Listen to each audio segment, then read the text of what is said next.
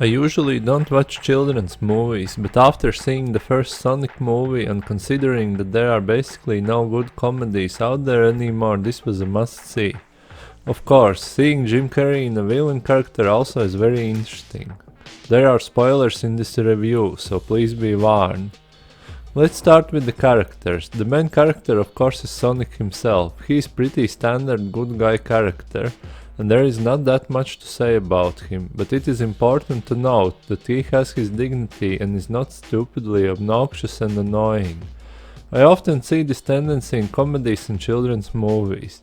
This is a very important aspect of the character to make him likable. Of course, he is active and has some the typical jokes, but nothing too crazy. Sonic's main friend in this movie is Tails. He and Tails have great chemistry between themselves. Sonic is more bold and extrovert character while Tails is introvert.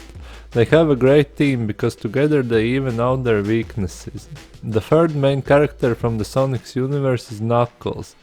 Knuckles is an interesting character because at the start of the movie he is introduced as a villain. He has a similar backstory as Sonic. In fact, they are from competing groups which eliminated each other in the past. Since then Sonic moved on and found new friends, but Knuckles is out there for revenge. No one should stand in his way. While the movie goes on, Sonic manages to convince Knuckles that there is no point in fighting anymore, and the war is over and they all should become friends. This is actually a rather deep message presented here. Of course, I described it rather dramatically here. In the movie this is conveyed more fluently in the background of a fun movie.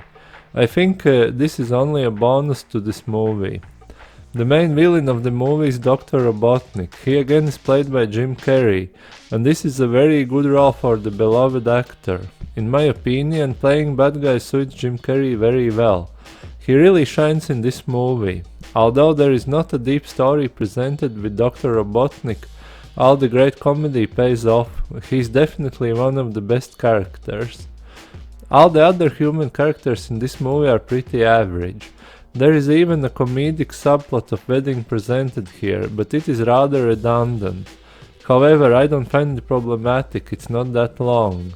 There is no problem with these characters because they are not too invasive to the main story and don't distract viewer from the main characters.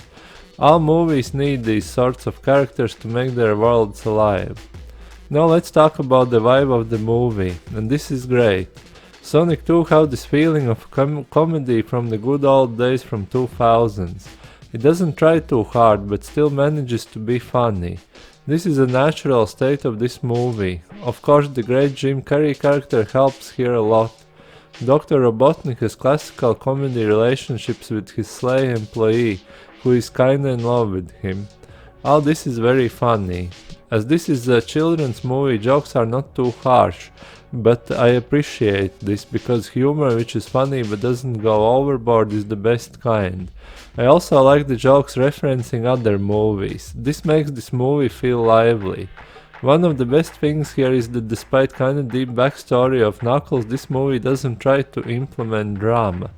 I absolutely hate when nowadays comedies try to do this. And it's not that I don't like drama, it's because in these kind of movies it feels that it's completely out of the place. They are trying to do this so hard and failing so miserably. Sonic movie avoids this completely, and that is a big plus for this film. One more good thing about this movie is that it's obviously high budget. Action scenes play out well and CGI is pretty good. Although I'm not an expert, I've seen terrible CGI in movies and this is not it. The story of the movie is very basic, but I don't think that it's a bad thing. At least this movie has coherent story and I didn't find any real plot holes here. There are scenes for comedic purposes only, but the main story is still dominant, which is good. The pacing of the movie is pretty good too, and although the movie is 2 hours long, it doesn't feel like it drags on and on. In conclusion, I want to say that this is a good movie if you want something fun and not too deep. You can watch it with children or alone. It is interesting enough to make grown-ups entertained. My only criticism is that I can't really tell if this movie is memorable enough. Although I can't really tell now how it will be, it feels that this movie could be easily forgettable. Initially I wanted to rate this movie 9 out of 10, but because of this point I'm not so sure anymore.